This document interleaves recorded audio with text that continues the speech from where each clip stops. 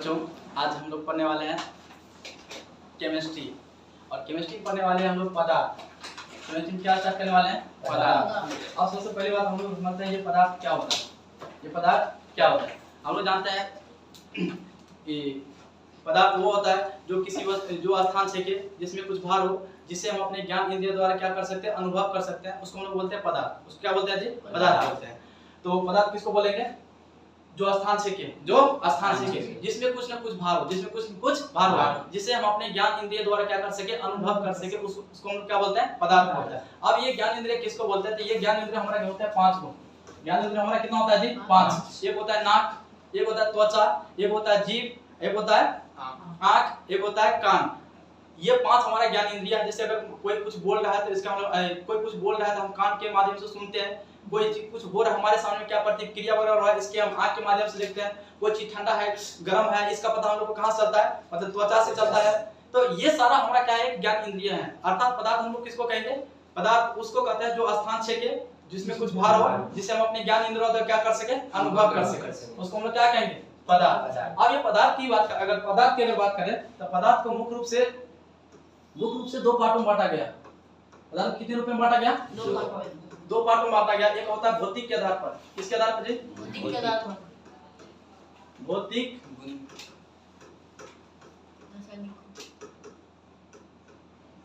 भौतिक गुण के आधार पर। दूसरा होता है रासायनिक गुण के आधार पर। दूसरा क्या होता है? रासायनिक गुण के आधार पर।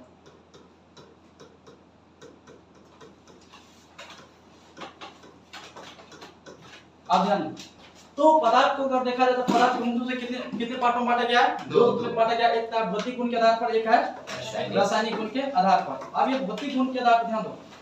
भौतिक गुण के आधार पर पदार्थ को मुख्य रूप से 3 पार्टों में बांटा गया।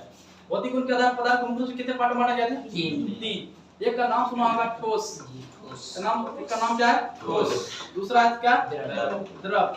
तीसरा क्या है? गैस। वैसे पदार्थ की टोटल 5 अवस्था होती है। टोटल कितने अवस्था होते हैं? 5। लेकिन मुख्य रूप से कितने होते हैं? 3 होते हैं। अब ध्यान, ठोस की अगर बात करेंगे, ठोस हम लोग किसको कहते हैं? जिसका आयतन और आकार ये दोनों क्या होता है? निश्चित होता है। जिसका आयतन और आकार दोनों निश्चित होता है वो क्या होता है? ठोस पदार्थ होता है। वो क्या होता है जी? ठोस पदार्थ। लेकिन अगर इसी में अगर द्रव की बात करें तो इसका आयतन तो निश्चित होता है लेकिन आकार अनिश्चित होता है। द्रव का क्या होता है जी? आयतन निश्चित होता है, आयतन निश्चित होता है लेकिन आकार अनिश्चित होता है। उसको हम बोलते हैं द्रव अवस्था। उसको क्या बोलते हैं? द्रव अवस्था। छोटा सा एग्जांपल ये समझ सकते हैं तुम, जैसे एक बोतल में 1 लीटर पानी है। एक बोतल में 1 लीटर पानी है। उस पानी को अगर ये बात आयतन ये फिक्स है कि उस बोतल में कितना पानी, 1 लीटर पानी, लेकिन उसी पानी को अगर जमीन पर हम लोग गिराते तो वो पानी कितना दूर तक फैलेगा ये कहना मुश्किल है। अर्थात वो आकार फिक्स नहीं है। अगर थोड़ी दूरी पर से गिराते हैं तो कम दूर फैलेगा, थोड़ा ज्यादा और ऊपर से अगर गिराते हैं तो वही थोड़ा ज्यादा दूर फैलेगा। तो कहने का मतलब हुआ ये द्रव का क्या होता है? आयतन निश्चित होता है लेकिन आकार क्या होता है? अनिश्चित होता है। ये हो गया तुम्हारा क्या आंसर? द्रव। पदार्थ की दूसरी अवस्था। पदार्थ की तीसरी अवस्था होता है गैस। इसका ना तो आयतन निश्चित होता है ना आकार निश्चित होता और आकार अनिश्चित होता है, सॉरी निश्चित होता है। ये दोनों क्या होता है? अनिश्चित होता है। अर्थात उसको हम क्या कहेंगे? गैस कहेंगे। जैसे एग्जांपल ये समझ सकता है, जैसे मान के चलो हम क्या करें, एक गुब्बारा में जैसे एक बोतल में हम क्या कर लेते हैं? एक पूरा हवा भर लेते हैं। क्या कर लेते हैं? हवा भर लेते हैं। वही हवा अगर उतना ही हवा एक बड़ा सा अगर बोतल में अगर भरेंगे तो वही हवा पूरा उसको क्या कर लेगा जी? कवर कर लेगा। पूरा कवर। अगर वैसे हवा में छोड़ देंगे वो कितना दूर तक फैलेगा ये भी कहना मुश्किल है। अर्थात ये क्या होता है? इसका आयतन और आकार दोनों क्या होता है? अनिश्चित होता है। तो बताओ भौतिक गुण के आधार पर पदार्थ के मुख्य रूप से कितने होते हैं? 3। मुख्य रूप से कितने होते हैं? 3। कौन? ठोस, द्रव, गैस। ये हो गया तुम्हारा पदार्थ का भौतिक गुण के आधार पर। अब समझो इसे रासायनिक गुण के आधार पर। रासायनिक गुण के आधार पर पदार्थ के मुख्य रूप से 3 प्रकार होते हैं। रासायनिक गुण के आधार पर पदार्थ कितने प्रकार के होते हैं? 3 प्रकार के होते हैं। नाम सुना होगा आप लोग, तत्व। नाम सुना है जी? तत्व। उसके बाद होता है यौगिक। उसके बाद कौन होता है? यौगिक। उसके बाद होता है मिश्रण। उसके बाद क्या होता है? मिश्रण। तो रासायनिक गुण के आधार पर पदार्थ के कितने प्रकार? 3 प्रकार होते हैं। एक होता है तत्व, दूसरा होता है यौगिक, तीसरा होता है मिश्रण। ये हो गया तुम्हारा रासायनिक गुण के आधार पर। अब ये तत्व को समझते हैं, ये तत्व क्या होता है। अभी तक में अपने लोग का टोटल तत्व कितना हो गया है 118। अभी तक में टोटल तत्व कितना 118। 118 को तत्व में से कुछ धातु है, कुछ अधातु है, कुछ उपधातु है। अब ये धातु अधातु उपधातु क्या है अपने लोग पढ़ेंगे डीप से। फिलहाल अभी ये समझ लीजिए तत्व क्या होता है। यहाँ तक समझ में आया जी। अब तत्व की बात करेंगे तो ध्यान दो, पदार्थ का सबसे छोटा अगर कोई कण होता है तो वो होता है परमाणु। पदार्थ का सबसे छोटा कौन होता है? परमाणु होता है। तो पदार्थ का सबसे छोटा कौन? परमाणु होता है। और ये इसको तो तत्व की बात करें तो एक ही प्रकार के परमाणुओं से मिलकर क्या बना होता है? तत्व। एक ही प्रकार के परमाणु से मिलकर क्या बना होता है? तत्व होता है। जैसे हम कहते हैं सोना एक तरह से तत्व है। हम कहते हैं तांबा एक तत्व है। इस तांबा में बताओ क्या और दूसरे तत्व का कोई मिश्रण होता है क्या? इसमें 1 लिंक रहता है तांबा, 1 लिंक सोना, 1 लिंक लोहा। अगर मिश्रण है, अगर किसी चीज का अगर मिश्रण है अर्थात वो तत्व नहीं है। अगर मिश्रण है तो वो तत्व नहीं है। तो मतलब इसमें क्या एक बात होता है, तत्व की बोलेंगे तो हम किसको कहेंगे? एक ही प्रकार के परमाणुओं से मिला हुआ उसको हम क्या कहेंगे? तत्व कहेंगे। तत्व में कोई दिक्कत नहीं। अब इसको बात करेंगे तत्व को भी आगे चल के मुख्य रूप से 3 प्रकार होते हैं। तत्व के भी आगे चल के मुख्य रूप से 3 प्रकार होते हैं, उसको भी समझो। एक होता है धातु, एक होता है अधातु, एक होता है उपधातु, एक होता है उपधातु। तो धातु अधातु उपधातु को समझने से पहले एक बार और थोड़ा इस पे पीछे एक बार और चलते हैं। अभी जैसे आपको बताया तत्व के बारे में बताया, तत्व क्या बोले? एक ही प्रकार के परमाणुओं से मिलकर बना जो होता है उसको हम बोलते हैं तत्व। अभी तक में टोटल तत्व कितना है? 118। अब थोड़ा यौगिक का भी थोड़ा बात कर लेते हैं। थोड़ा यौगिक का भी बात कर ले तो जब कभी भी यौगिक होगा तो 2 या 2 से अधिक जब तत्व मिलते हैं आपस में तब जाके एक किसका बनता है? यौगिक का निर्माण होता है। तब जाके किसका होता है जी? यौगिक का निर्माण। जैसे मिश्रण की अगर बात कर लेंगे तो मिश्रण होने के लिए कम से कम 2 चीज चाहिए। कितना चीज चाहिए? 2 चीज। अगर मान के चलो अगर ओनली फॉर हम यहाँ पे लोहा वगैरह कोई ले ले, क्या उसको हम लोग मिश्रण कहेंगे? क्या मिश्रण नहीं कर सकते हैं। तो इसको एक तरीका ये भी है। तो ये तत्व क्या होता है? ये तत्व हमेशा तुमको अकेला नजर आएगा। तत्व क्या होगा? तुमको अकेला नजर आता है। यौगिक क्या होता है? ये तो अकेला नहीं बल्कि मिला हुआ नजर आता है। अर्थात इसको कह सकता है, इसको एक और तरीका याद रखो, तत्व का सूत्र होता है, तत्व का कोई सूत्र नहीं होता है। तत्व का कोई सूत्र नहीं होता है, लेकिन यौगिक का सूत्र होता है। जैसे हम कहते हैं, जैसे थोड़ा पीछे चलते हैं, जैसे हम कहते हैं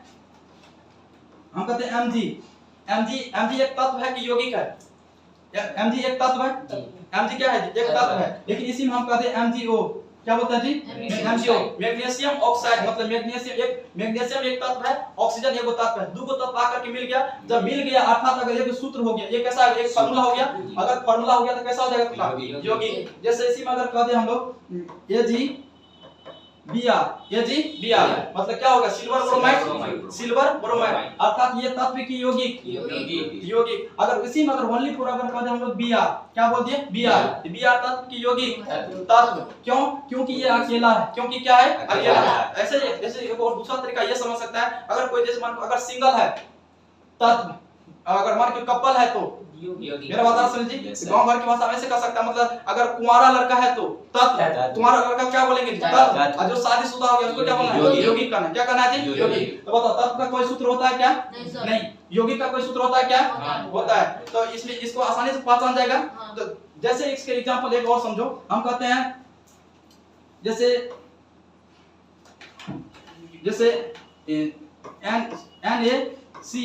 NaCl की बात करेंगे। जैसे हम ओनली पर अगर Na लिखते हैं, क्या लिखते हैं जी? Na क्या है? तत्व की यौगिक तत्व। लेकिन Cl क्या है? यौगिक। Cl क्या है जी? यौगिक। Cl लगाने के बाद जब ये दोनों आपस मिल गया तब जाके क्या बनेगा जी? यौगिक। NaCl बनेगा। अर्थात NaCl क्या हो जाएगा?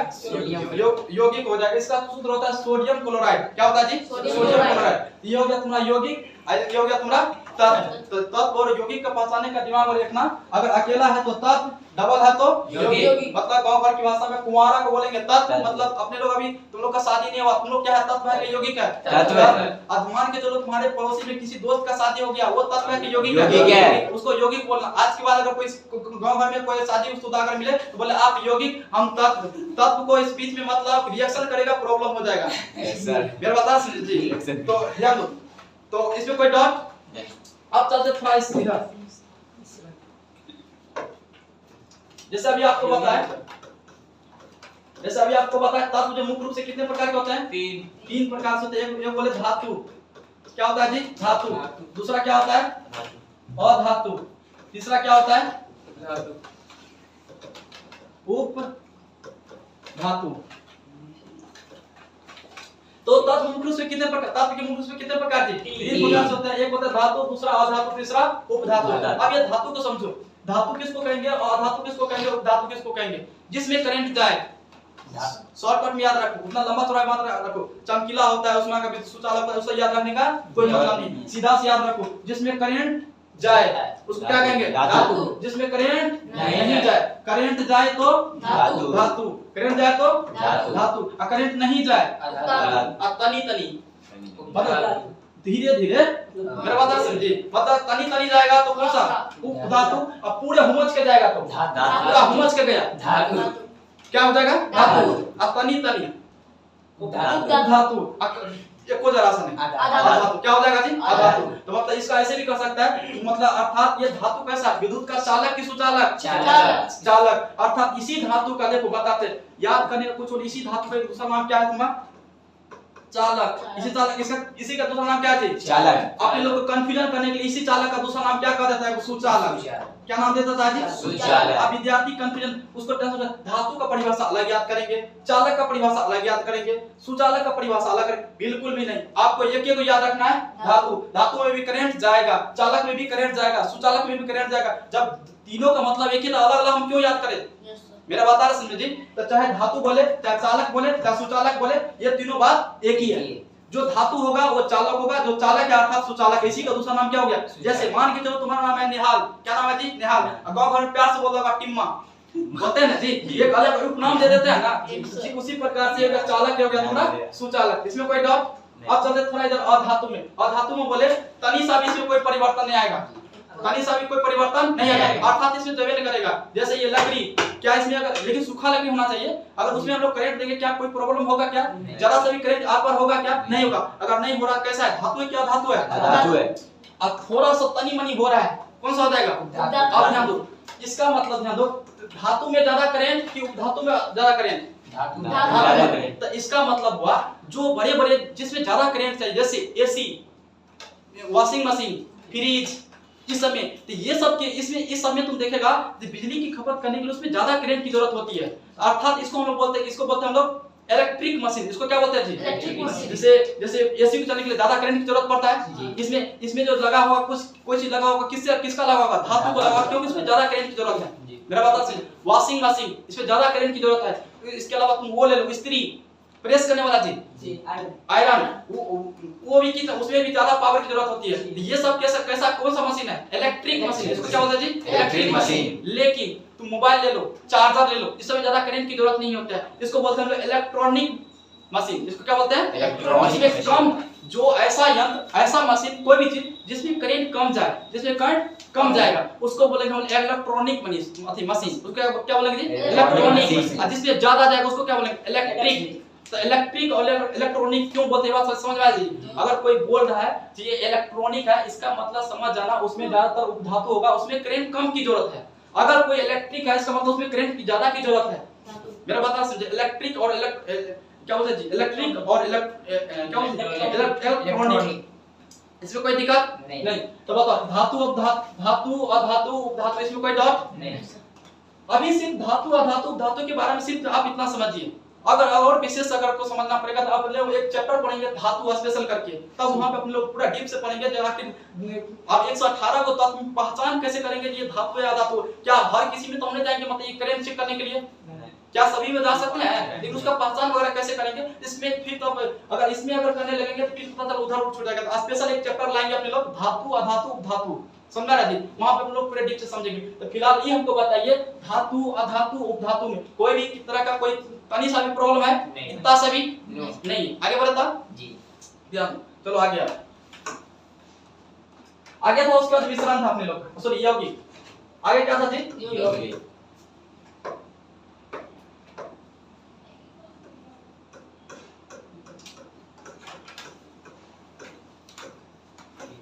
अब एक बात बताओ हमको, यौगिक किसको कहेंगे? यौगिक गांव की कुंवारा लड़का की शादीशुदा शादीशुदा बोले तो मतलब इसमें क्या होगा, मतलब ये दो या दो से अधिक तत्व जब आपस में मिलते हैं तब क्या होता है, एक यौगिक होता है। यौगिक का सूत्र होता है कि नहीं होता है? होता है। यौगिक का सूत्र होता है। हम कहते हैं ये क्या है, एक तत्व है, यौगिक तत्व है ना जी। कौन सा तत्व है, इसका नाम क्या है, ऑक्सीजन। ये क्या है, कार्बन। ये क्या है, आर्गन। क्या है, ये क्या है, पोटेशियम। बताओ ये सब का सब क्या है, तत्व। इसी में हम क्या कर दिए, जैसे HCl। बताओ ये क्या है, यौगिक। हाइड्रोक्लोरिकम, हाइड्रोक्लोरिकम अर्थात ये कैसा हो जाएगा, यौगिक। यौगिक को आप देख रहे हैं। अब यौगिक के भी मुख्य रूप से 3 पार्ट। यौगिक के कितने प्रकार, 3 पार्ट। बने रहे हमारे साथ, ध्यान दो। अब यौगिक के कितने पार्ट बोले थे, 3। अब 3 कौन कौन होता है उसको समझते हैं थोड़ा। पहला होता है तुम्हारा कार्बनिक। कौन होता है जी, कार्बनिक। दूसरा कौन सा होता है, और कार्बनिक। तीसरा होता है कार्बनिक और कार्बनिक। नहीं, दुइयों होता है जी। इसका कितना होता है, इसका 2 ही होता है। एक होता है कार्बनिक, दूसरा क्या होता है, कार्बनिक होता है। अब ये कार्बनिक को समझो। कार्बनिक मतलब जिसमें कार्बन हो, उतना लंबा चौड़ा परिभाषा याद करने का जरूरत नहीं है। जिसमें कार्बन हो, जिसमें क्या होती, कार्बन हो, उसको हम क्या कहेंगे, कार्बनिक। जिसमें कार्बन नहीं हो, अकार्बनिक। याद रहेगा, कार्बन हो तो कार्बनिक, नहीं हो तो अकार्बनिक। जैसे छोटा सा एग्जांपल हम लिखें HCl। हम क्या लिखें जी, HCl। बताइए कार्बनिक या कार्बनिक, गलत जवाब। इसमें कार्बन तुमको कहां दिख रहा है, C देख रहा है इसलिए नहीं, बिल्कुल गलत जवाब। Cl एक मिल करके हुआ क्लोरीन, H मिल करके हाइड्रोजन। इसमें कार्बन कहां दिख रहा है तुमको, कार्बन दिख रहा है क्या, नहीं। ये इसको कार्बनिक नहीं बोलेंगे, इसको हम बोलेंगे अकार्बनिक बोलेंगे। मेरा बात आप समझी। जैसे हम कहते हैं H2SO4, H2SO4। मतलब ये कार्बनिक है, कार्बनिक और कार्बनिक। इसके अलावा बोलते हैं C2H4, C2H4। किसका सूत्र, C2H4। Math H pro butane hex पढ़े होंगे आप लोग। किसका सूत्र उसको छोड़िए। अब मैथ है कि किस एथेन है, प्रोपेन है, ब्यूटेन है, हम नहीं जानते हैं। इतना भी समझो ये किसी का। अब ये हमको बताओ कार्बनिक या कार्बनिक, कार्बनिक। क्योंकि इसमें कार्बन की मात्रा आया। जहां पे C तुमको नजर आ जाए, C बोले तो सी मतलब चाचा ने समझ जाना, सी मतलब कार्बन, सी मतलब कार्बन। जहां पे कार्बन दिख जाए मतलब कार्बनिक, और जहां पे कार्बन नहीं रहे मतलब अकार्बनिक। इसमें बात। अब बताओ, ये तो हो गया कार्बनिक, सॉरी कार्बनिक और अकार्बनिक के आधार पर हो गया तुम्हारा कौन सा, कार्बनिक। लेकिन अगर इसी में हम बोले तत्व और यौगिक के आधार पर बोले, ये तत्व की यौगिक। क्योंकि C2H4 मतलब H4 मतलब H अलग से आया, C अलग आया, दोनों रिएक्शन किया, कुछ बना, अर्थात ये कैसा हो जाएगा, यौगिक। अब ये रिएक्शन वगैरह कैसे होगा आप लोग करेंगे, बढ़िया से बेहतर तरीका से रिएक्शन करेंगे। बस तुम लोग किसी से रिएक्शन नहीं करना, ठीक है। चलो ध्यान दो, यौगिक समझ में आया जी। अब थोड़ा मिश्रण को समझते हैं।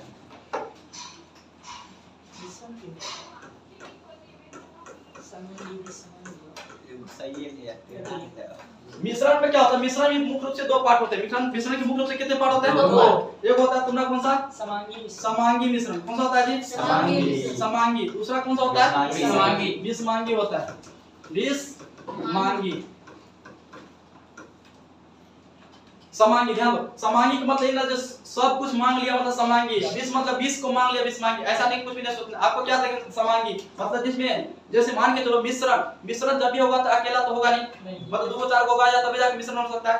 अकेला मिश्रण हो सकता है क्या, अकेला हम चीनी रख दे क्या मिश्रण बोलेंगे इसको, बिल्कुल भी नहीं कर सकते। उसमें कुछ ना कुछ मिलावटी वगैरह होना चाहिए। जैसे हम बात करते हैं, इसका एग्जांपल ये समझ सकता है, समांगी मिश्रण किसको कहेंगे, जिसमें सभी अवयवी कण क्या हो, एक समान मिला हो, एक सब जगह क्या हो, एक जैसा मिला हो, उसको क्या कहेंगे, समांगी मिश्रण। जैसे एग्जांपल ये कर सकता है, तुम एक चाय पानी ले लो और पानी में तो चीनी मिला दो, बढ़िया से उसको घोल दो, शरबत बन गया। अगर मान के चलो पानी में अगर चीनी मिला, पानी में अगर चीनी मिला क्या बनेगा जी, शरबत कर सकते हैं। उतना स्पेशल बनाना जरूरी नहीं है, बगैर ने कहता खा ले खुद ही हगले फलो अब उतना स्पेशल नहीं जाना है जी। ध्यान दो, तो पानी और चीनी मिला क्या बन गया, शरबत बन गया। तो कहने का मतलब ये हुआ, जो अब इस बढ़िया से इसको घोल देंगे। अब पूरा घोलने के बाद अगर कहीं से भी थोड़ा सा भी बूंद लेंगे तो हमको इतना ही मीठा लगेगा जितना कि ऊपर से लगेगा। ऐसा थोड़ी कि नीचे से थोड़ा ज्यादा लगेगा ऊपर से कम। अगर बढ़िया से घोल दे तब नहीं, नहीं लगेगा। अर्थात जैसे हम लोग मम्मी लोग अपने लोग क्या करती है, दाल बनाती है, सब्जी बनाती है, क्या सब जगह नमक एक जैसा रहता है कि ऊपर नमक ज्यादा और नीचे में कम, ऐसा रहता है क्या? नहीं, सब जगह एक जैसा रहता है। अर्थात वो कैसा होगा? समांगी मिश्रण। बिस्मांगी मतलब जैसे छोटा सा एग्जांपल है, बालू में तुम देखा होगा कंकर वगैरह मिला रहता है, क्या बालू में कंकर हर एक जगह एक समान रहता है क्या? कहीं पे ज्यादा कहीं पे कम, अर्थात ये कैसा? इसका एग्जांपल ये हवा, हमारे हवा में, इस वायुमंडल में क्या सिर्फ हवा तो है क्या? नहीं, इसमें हवा है, ऑक्सीजन है, नाइट्रोजन है, ढेर सारा इसका मिश्रण, क्या सभी का एक जैसे सब जगह एक समान है क्या? नहीं, अर्थात ये कैसा होगा? बिस्मांगी। तो बताइए, आपको जो बताया आज को आपको जो पढ़ाया गया, इसमें तनी सा भी किसी को कोई प्रॉब्लम है? नहीं है प्रॉब्लम। तो मिलते हैं फिर कल छोटे से ब्रेक के बाद, तब तक के लिए गुड बाय।